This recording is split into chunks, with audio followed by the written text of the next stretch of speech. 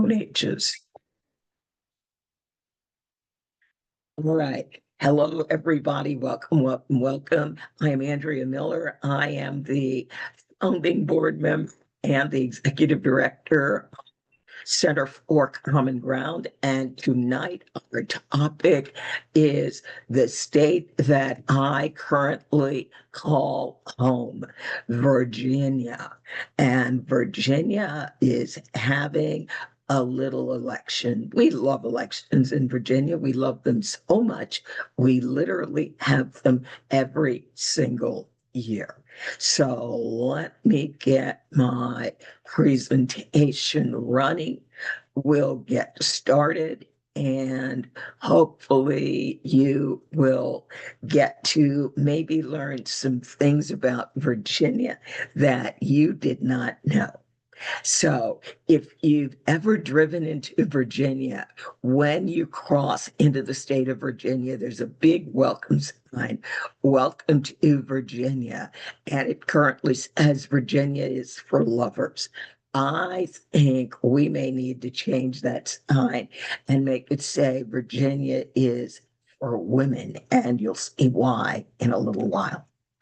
All right, now at Center for Common Ground, for those of you who may not know us, we have a number of projects or campaigns. We have an internship program called Students for Voting Justice.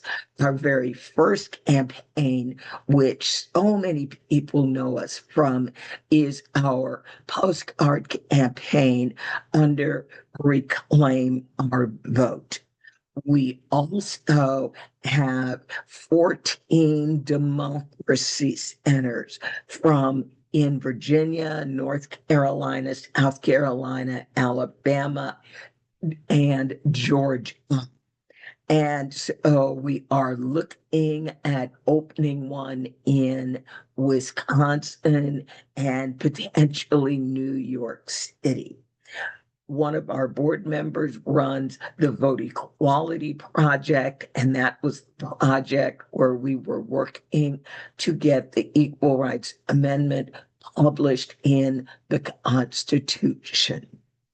We have a really simple mission here, and that mission is we want to educate and empower underrepresented voters in voter suppression states and even former voter suppression states to engage in elections, step one, and then step two, advocate for their right to vote and or hold the people that just got elected accountable for why you wanted to elect them. Together, we can build a democracy that prioritizes the needs of all.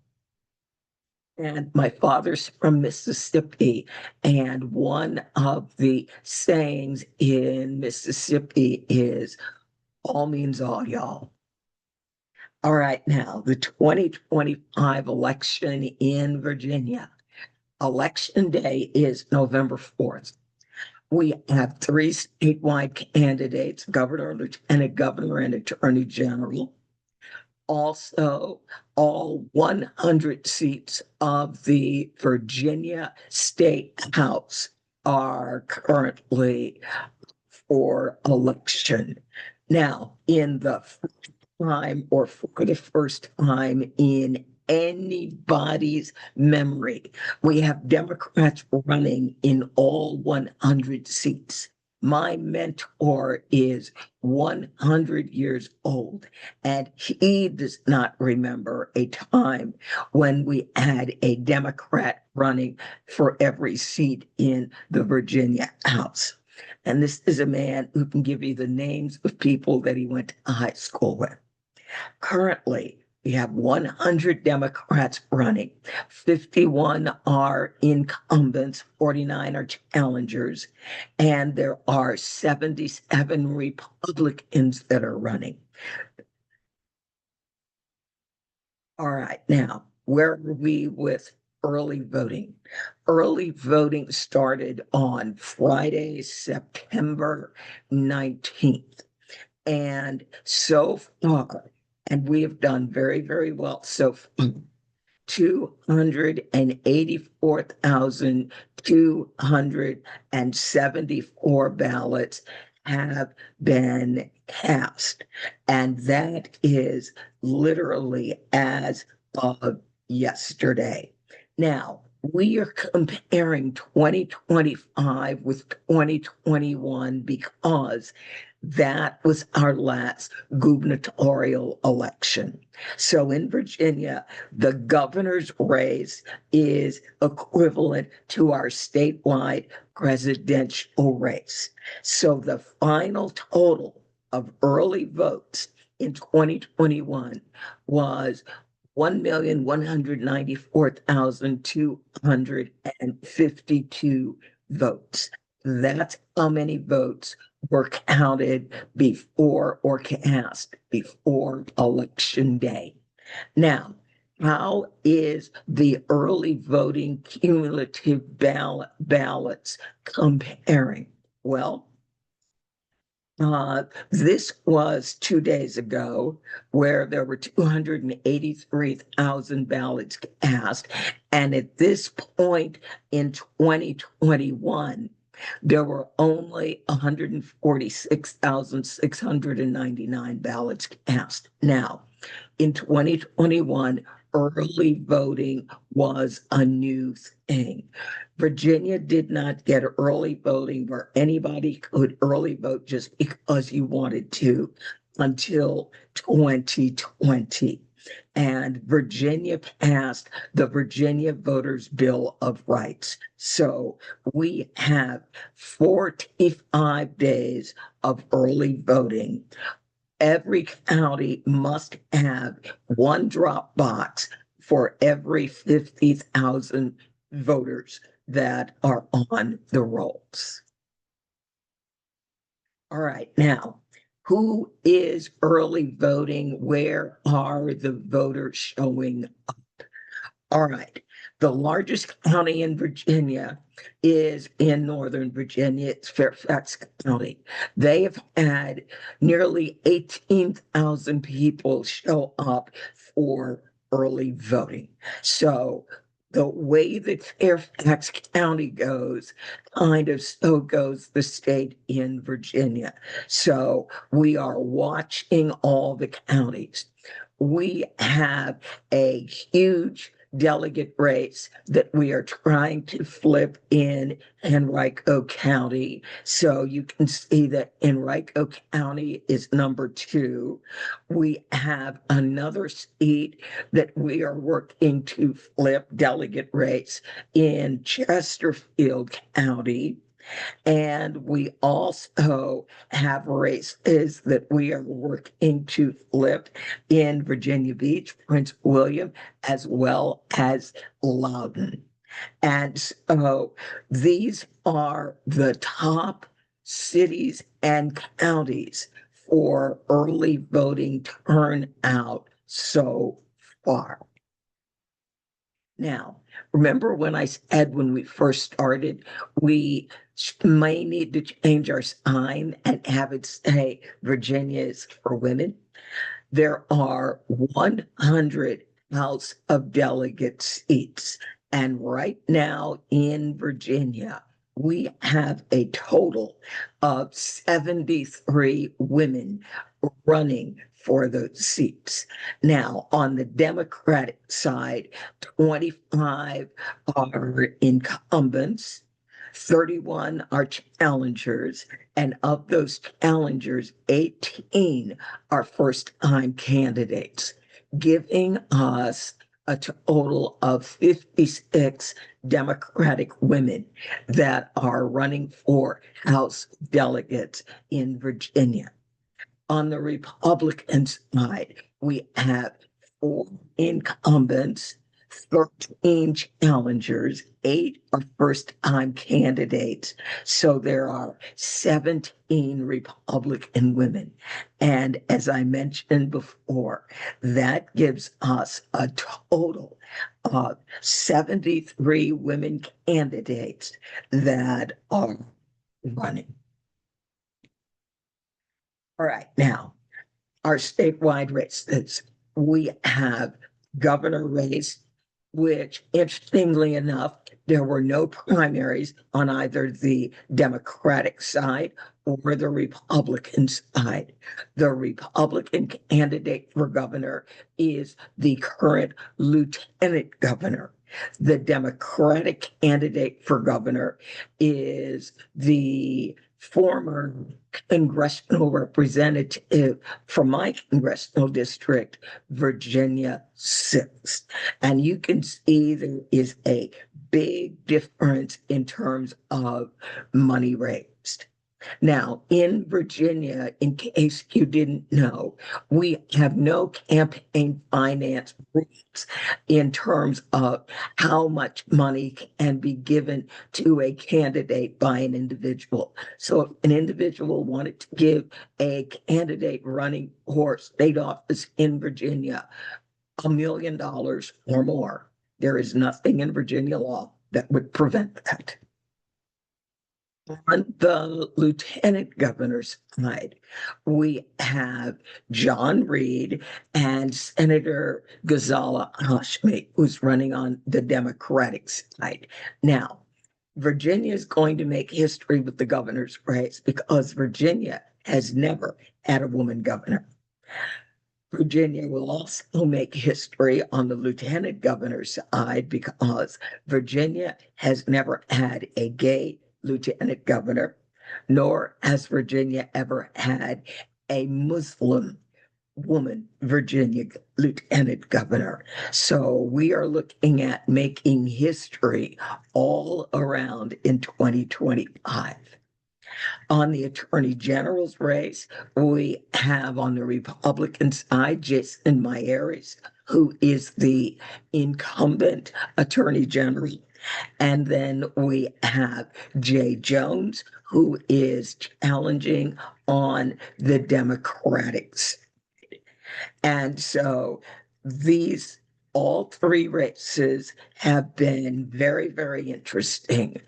On the Democratic side, the three candidates frequently make appearances together. The Republican side is a little more interesting. The candidates don't really like each other and they rarely appear together. So this is going to be a very interesting race. Now, in Virginia, we currently have 15 democracy centers. There are 7 in Virginia. What is a democracy center? Basically, it is an area normally where we have low income, non-voting Black voters who are registered, but historically they don't vote. So a democracy center is in community, working with the community that lives there year round to help understand what the community's needs are, help the community understand how civics works, how voting works, and help them to see why their vote really matters. We also have democracy centers in North Carolina, South Carolina. There are 3 in Alabama, and we have 2 in Georgia. All right. Now, I mentioned we are teaching civics. If you don't understand how government is supposed to work, then you probably don't understand when government is not working as it's supposed to because you don't know the difference. We have begun building civics classes, and the very first one we built was Virginia, and it is federal civics with Virginia state civics. And then we did the local government of the city of Richmond. We were giving the civics education course for a group located in Richmond. And we thought, let's do all 3 levels. federal, state, and local, because it's very important for people to understand how their local government works, because the smaller the election, the closer the results to your front door. We are also working on building this out for other states. Now, a lot has happened and a lot will be impacted due to the HR1, the big beautiful bill, otherwise known as the budget bill. We are teaching that in our community training to help people understand this is what happens when you decide your vote doesn't matter and you don't vote. We end up looking at the largest transfer of wealth possibly in history happening with this bill. So the budget bill gives $24.8 billion in total tax savings to the top 1% of Americans by income. That would be the billionaires.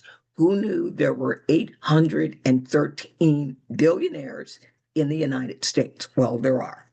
And so basically, each one of those 813 people will be getting roughly $30 million in tax saving. Now, again, they're already billionaires, but they're going to get $30 million more. Now, the other top 10% are the millionaires, and there are 24 million millionaires in America. Who knew? They are going to be splitting $12.3 billion. Now, the rest of us, the 89% or 342 million of us, we will be sharing $6 billion. Now, we have prepared the impacts of HR1 for following states: Virginia, North Carolina, South Carolina, Georgia, Alabama, Wisconsin, Florida, New Jersey. They asked. Missouri, Tennessee, again, they asked. Idaho, and we are working on Pennsylvania.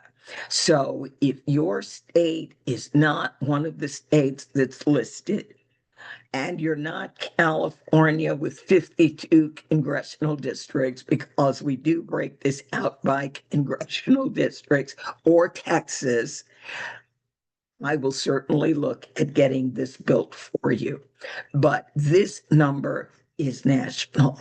And as I said, this is the most obscene upward transmission of wealth from the poor to the rich in history.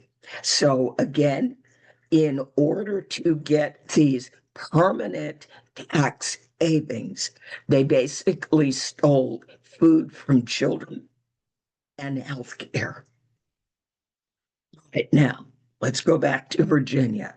On this budget, what does Virginia lose? 78,000 Virginians are going to be at risk of getting reduced SNAP benefits.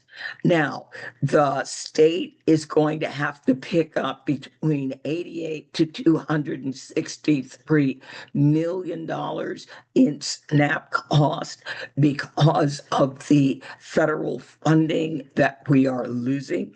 Now, Virginia normally runs a surplus. Our current governor gave the surplus back to the tune of everybody that pays taxes is getting a check for $200, and those checks are already coming in.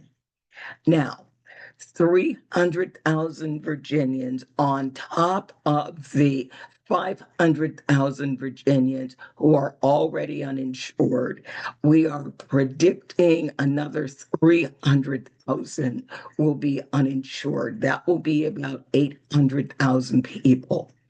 And the health care premiums, the Affordable Care Act subsidies, since they are going away and insurance companies do not lose money, so they are already raising the rates. It was put in a study that said a 60-year-old couple earning $82,000, they are not rich, they are doing nicely, will see their health insurance premiums go from roughly $7,000 a year to nearly $19,000. And that's Virginia, that's one state, and we are not as bad as some of the other states. To get a glimpse of what Virginia looks like in terms of health care, nearly 52% of Virginians get their health care from their employer. And we've also got the VA and TRICARE in there and saying that's employer health care. As you can see from the chart, there are 591,000 uninsured. So if we add 300,000, that's 891,000 uninsured, nearly a million people. Now, the Affordable Care Act receives federal subsidies. Those subsidies were not renewed. And the insurance companies are very angry about that. So they are all raising their rates come January 1, 2026, even though the subsidies don't really go away until January 1, 2027. As I said, health insurance companies do not lose money. We've got 743,000 people on traditional Medicaid. And in Virginia, the Medicaid expansion, 629,000 people was done as part of the HCA. Medicare itself, because it has its own trust fund, is going to be relatively untouched. Dual enrollees are going to lose their Medicare Part B because for people receiving Medicare and Medicaid, their receiving Medicare and Medicaid.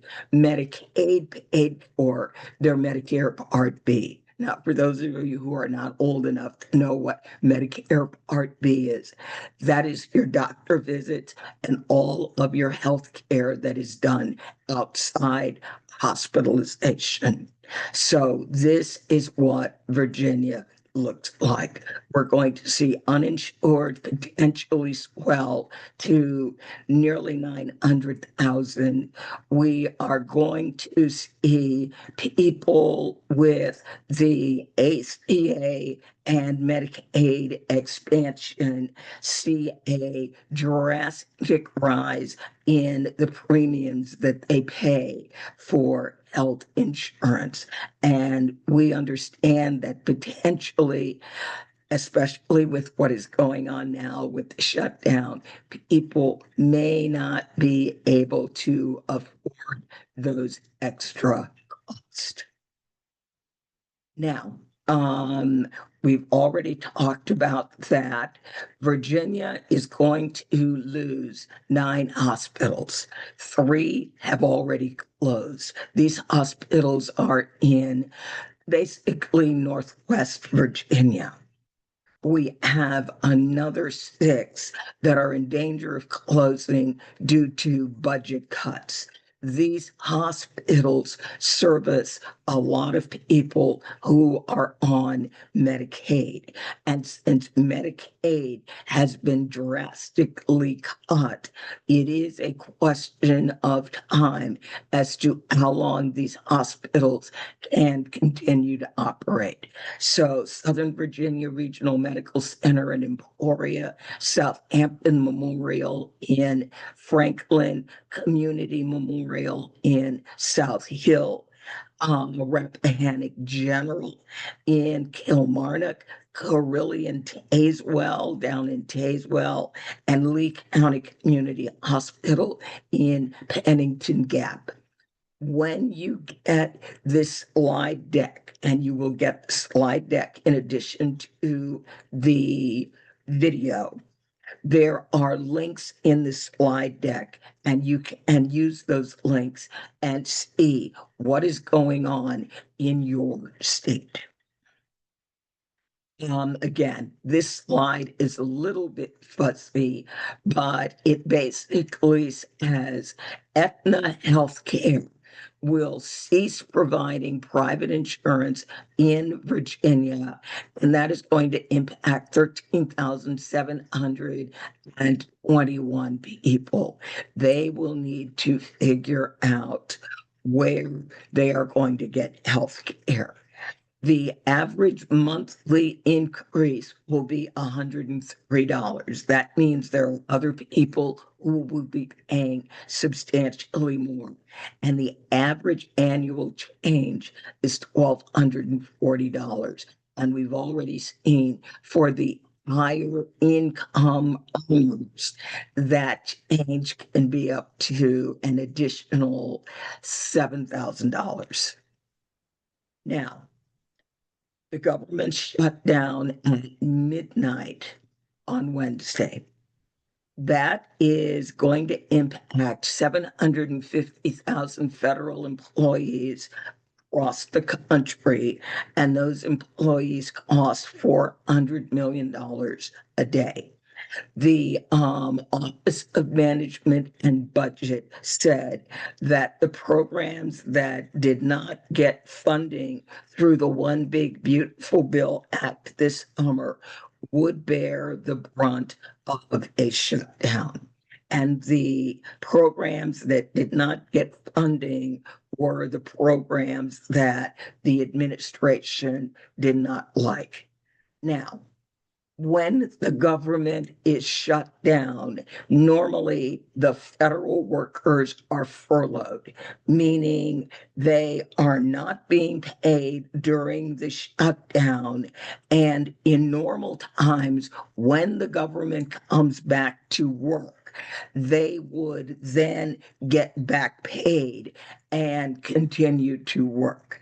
Now, there are some groups that are getting paid, furlough or no furlough. Congress gets paid. Brandon sent me a copy of a letter. Don Don Davis in North Carolina sent a letter and said, as long as the government is shut down, hey, I'm giving back my paycheck. So you pay me when the government opens up again. The Department of Defense, Homeland Security, ICE, and the Federal Aviation Authority, they will continue to be paid. Now, who is going to be furloughed? 89% of employees for the Environmental Protection Agency are going to be furloughed. That's roughly 13,000 people. Remember Project 2025, they want to shut down the Department of Education. That is not a huge department, but 87% of the Department of Education is being furloughed. The Department of Commerce, 81%, Department of Labor, 76%, Housing and Urban Development, 71% of those folks are being furloughed. So this information was in the New York Times. This takes us down through all the agencies and the percent of employees that are going to be furloughed.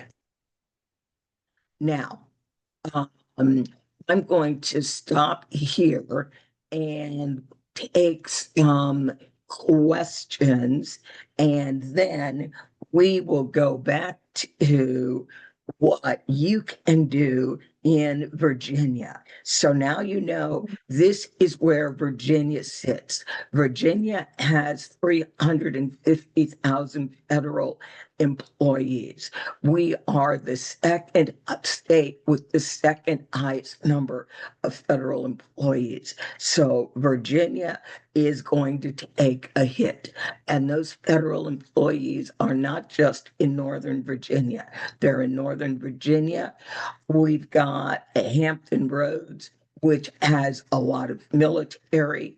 We've got Central Virginia, which has a lot of administrative government functions. And there are even some things down in Southwest Virginia.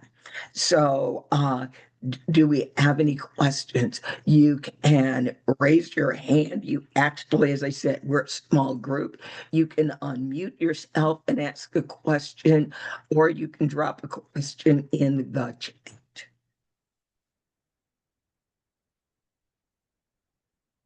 Are you stunned into silence? Maybe.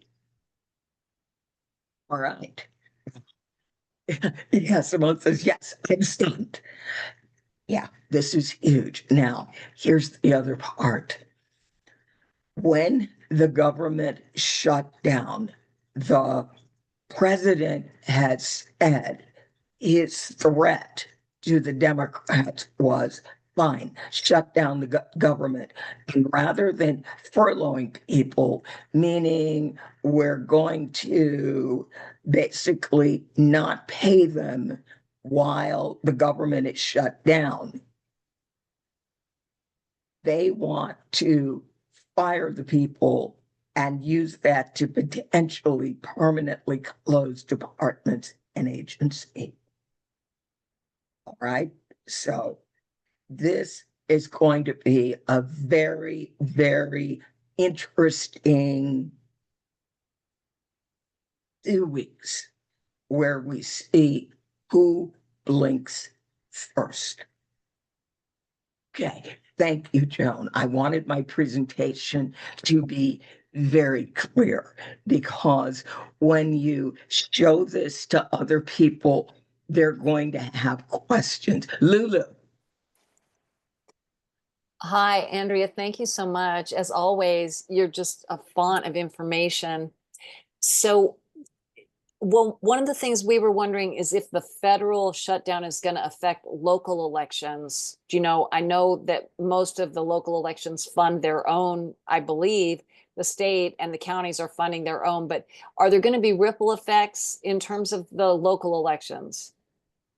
No, Virginia funds her own elections, always has. And so one of the things during early voting, and we have 45 days of early voting, is each county is responsible for staffing the locations for early voting, doing proper handling of the ballots. And so it's always interesting to see how many early voting locations counties will open. Most Virginia counties are relatively small. They're 20,000 people or less. They normally have one early voting location, and that will be the registrar's office, which was going to be open Monday through Friday anyway. Virginia law requires that we have 2 Saturdays of early voting, October 25th and November 1st. Now, some of our largest counties, looking at Fairfax, have 16 early voting locations. So Fairfax is using libraries and community recreation centers as early voting locations. So yes, our counties are funding their own locations. One of the things that I will drop in the chat, you will be getting an email tomorrow or Monday, is that I think everybody on this call is familiar with the SAVE Act. It passed the House in Congress, is currently sitting in the Senate. This is an act where people would be required to provide proof of citizenship in order to register to vote. Now, there is a new scheme to implement this SAVE Act and bypass Congress. The Elections Assistant Commission, the department that is tasked with making it easier for Americans to vote, has been asked to require proof of citizenship to use the federal voter registration form. Well, people are going, nobody uses the federal voter registration form. Has anybody seen that thing? The point is, if we can get the Elections Assistant Commission to say on the federal form, you must show proof of citizenship in order to register. This now makes it a lot easier to come up with a way to compel the states to match the requirements for using the federal form, even though all states have their own form. So when you get your notes, that will also be in there. We have until October 20th to make a comment to the Elections Assistant Commission on why this is the worst idea ever. We need to stop it at the EAC. If the EAC does it, that gives them a backdoor way to compel the states to do it. So in Virginia, we as usual will be working to turn out Black voters who have not voted in the 23 election, and we may even look at 24, because we know once someone gets thrown off the rolls, and if you are already marginalized, you're rural, you are a person of color, you are low income, it will be very, very hard for you to get back on the voting rolls and comply with the requirements of the SAVE Act. So any additional questions? I forgot to put that in. It was in another presentation. I'm sorry I didn't include it. And I will add it to this one by the time you get the presentation. The link will be there. It will be live. So any other questions? All right. So what we're going to do now is now we are going to talk about what you can do for Virginia, because in Virginia, we want this election to be a referendum on the regime. We want the hell no to be so resoundingly loud across the river that they are panicked. Yes, and many states are have SAVE Act equivalents, including citizen referenda.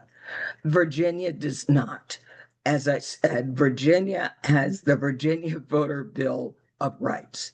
This could be a way that would back backdoor that requirement into Virginia. Now, what Virginia does is Virginia requires your entire social security number when you register to vote. But in Virginia, voter registration ends on October 24th. The first Saturday of early voting is October 25th. In Virginia, you can register and vote same day throughout all of early voting and including election day. Virginia, we took care of our people. We looked at what they were doing in all the other states to limit the vote, and we legislated around it in Virginia. That there must be one drop box for every 50,000 voters. That was in response to when Texas decided, the governor said, oh, I can't get rid of drop boxes. Fine, there will be one drop box in every county. So, yes. And then, yep, thank you. Thank you, Joan. The 60-day window does close on October 20th. Yes.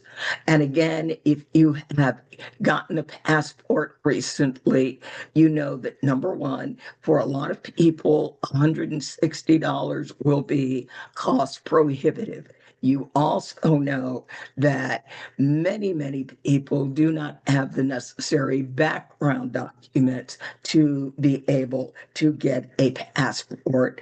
And also, there are many rural voters who will not conveniently have a place where they can go and get a passport.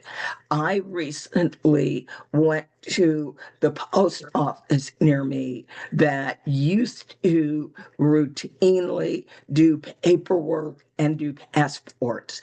And they explained to me that the forms had been changed. And as far as they knew, no post office in America had been given the new forms. And they strongly recommended that we download the forms online, complete the forms online, and then come in for the final picture. So the getting passports is difficult. Virginia is not likely to put forward any redistricting effort.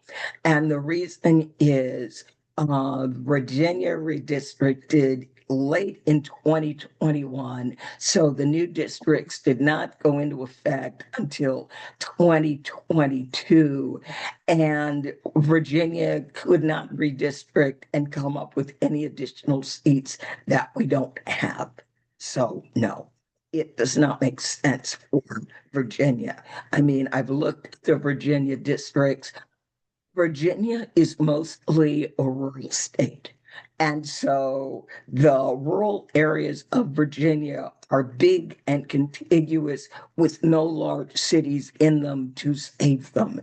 So it would be the weirdest, strangest map that anyone ever tried to draw to come up with new districts. And I'm just not seeing it as probable or likely. So, no, it's not something Virginia can do. Right now, we are with 11 congressional districts. We are 6 and 5, and that is probably the best we will ever be. All right, let's get this. All right, now, what can you do? Well, you can postcard with us. We are postcarding all the Black voters in Virginia. And we have a very short, pithy, simple script. November 4th, choose Virginia leaders you can trust, protect healthcare, housing, food, education, civil rights, and our Black history. Vote. So, 3 actions: choose, protect, vote. Now, In order to postcard for Center for Common Ground, you must use Center for Common Ground postcards. These are our new postcards. If you have old Center for Common Ground postcards, those work just fine. Remember, we are a 501c3. So our message, we cannot help people to vote for this candidate or that candidate. We can't help people to vote against someone. We can just tell them to vote. Now, additionally, our postcards include a label, and we have created a label, a unique one for all 133 counties. The label will give the phone number of their county registrar. Everybody in Virginia has a phone or at least knows somebody with a phone. It will have the web address. A lot of rural areas, the internet isn't exactly a real thing yet. And many low-income people, even though there is internet there, they cannot afford the internet. We make sure that people know where they can early vote, and if they have questions, they can get answers to their questions. Now, if you're going to postcard, you're going to need to decide probably no later than tomorrow because early voting is already underway. Postcards must be in the mail by October 20th. If you're in Virginia, okay, you can probably put in the mail by October 21st.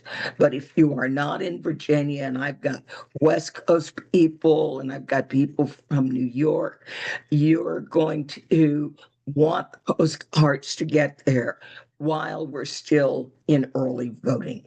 Because as you can see, this race may very well be won with early voting.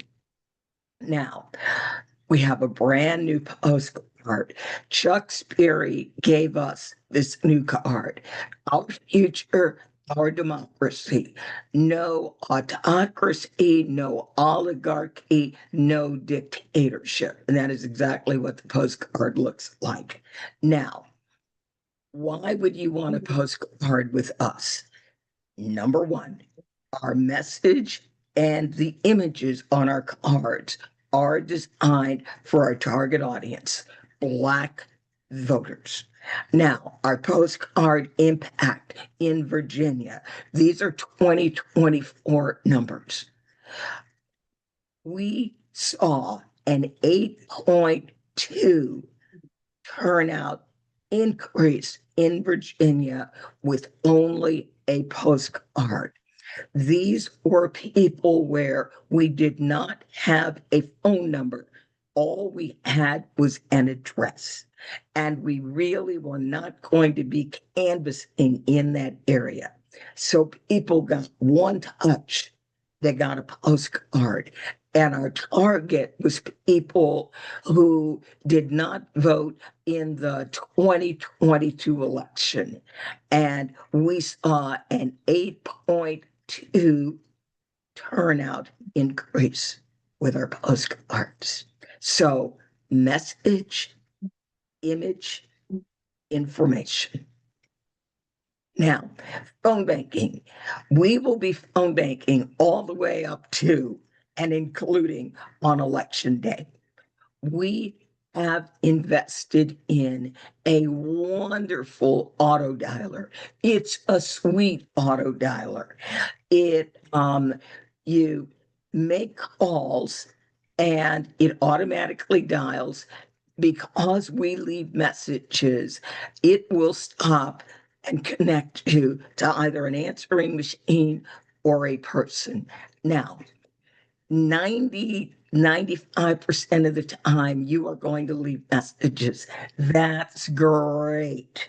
We get a 5.9% turnout increase just by telling people when early voting is and the exact address where they can go and early vote and the phone number. That's all in the message. So every one of our phone bank scripts has been customized to the individual county that we are calling. Now, we have an auto dialer. We do phone bank training every Tuesday and every Thursday, and there will soon be phone bank training on Sunday. Tuesday and Thursday, 6 p.m. to 8 p.m. It's our IT director, who is the kindest, sweetest soul, who loves teaching people how to use the phone bank system. Our dialer, we don't have to have 20 people on it. Phone banks run 7 days a week, 9 a.m. to 8 p.m. every day. If you've got an extra 20 minutes and you feel like making calls, you can jump on our dialer and make some calls. You will be connected every time you click, go get me a new voter, every 23 seconds. So it is a great thing. We leave lots of messages. When we were using the old dialer where we had an answering machine connected to it, we were always amazed at the number of people who called us back to thank us for the information. So the link is on the bottom, mobilize.us/CFCG-ROE, reclaim our vote. And again, 5.9% turnout increase. Now, if we actually have a conversation with the voters, 17.3% turnout increase. Virginia was the only state that won, southern state that won in 2024. We believe we can win big in Virginia in 2025. So those are some of our folks that are out canvassing. We have our own canvassing materials, and this is what they look like. It's called Make a Plan to Vote. So think about, how are you going to vote? Are you going to vote in person? Are you going to vote by mail? And then it's designed to go on your refrigerator. Write down where you're voting. And then here's the early voting information. Are you voting on election day? Brunswick has free rides to the polls. And because we're not giving people to vote for, we're giving them reasons why they want to vote. And the reasons that are on these cards are reasons that, based on community surveys, people in that county told us this is important to me. On the back is the information about early voting, where it is, when it's open, the phone number of the registrar if you still have questions, and then the ID you need for voting. Virginia is not a photo ID state, and we have same-day registration. So that is the end of my presentation. Are there any questions at all for doing some work in Virginia? We would love to have you. I'm going to drop the phone bank link in the chat. There it is. And as I said, every Tuesday and every Thursday, we offer phone bank training. You can go get trained. We have a lot of people who show up every Tuesday and Thursday just for the community gathering and to hear me wax eloquent about what I know about the area that we're calling. Well, I've been all over Virginia. I know most of the counties. So I've got a lot of information. All right. Are there other questions that I can answer? No. We are not likely to expand into Michigan. We normally work in states where the voter of color population is 20% or more. We looked at Michigan early on. Michigan is 13%, and that's including Black people, Hispanic, Asian. You're only at 13%. So no, Michigan is not where we would work. However, we would not set up a permanent operation there. Now, we do in Wisconsin. We were invited by partners in Wisconsin. So the city of Milwaukee has a very high population of Black voters, as does Detroit. So while we would probably never work in the overall state of Michigan, there could be a possibility I could look at it and we could talk, would it make sense for us to try to do something in Detroit? Now, in order to get postcards, and let me give you the postcard page. I'm going to drop that link in the chat. There is a video that explains how we do our postcards. Further down the page, it will tell you, find your organizer. They will arrange for you to get addresses. And then item number 3 on the page is where you go to buy your postcards. So it's all on that one page. Thank you for that question. Do we have anything else? Lulu. This is just tangential, is that a word? We are going to be doing election observation and verification in Virginia, and we would love your input. Do you know what is required in order to observe in the polls in Virginia or to observe the mail-in ballots being counted? No, I do not know. Nope. Okay, But we'll research it. Do you know Stephen Spitz? I do not. I will introduce you to Stephen Spitz. Stephen Spitz is one of the people who sort of founded the whole election protections in Virginia. So I will connect you with Stephen, who can tell you what is required to get inside the polls. Now, we also have, because we are concerned about our Black precincts, we also have a new tool called Beam Assist, where people who are just outside observing can check in, let us know that they're all right. They've got another yellow button if they're concerned, and then they've got a red button if they believe there is a real threat. They hit the red button, they hit video in the app, and then whatever they are seeing, it is live streaming to our servers, and we are recording. So we have that, and we will be identifying the precincts where we are concerned. They're mostly going to be some of our more rural precincts where people don't vote in schools, they vote in police stations, fire stations, and or granaries. Thanks so much for that. We'll just continue to be in touch with you. We had a really good first training. We had, I think, almost 200 people on the training, and many of them said that they would volunteer to help with Virginia, even if they didn't live in Virginia. So we'll be reaching out to different organizations, and we are looking forward to collaborating with you. I saw there was Center for Common Ground was on our call. I'm guessing it was Josie. And so, yeah, we're very excited, and we're very grateful for all the work you're doing. Thank you.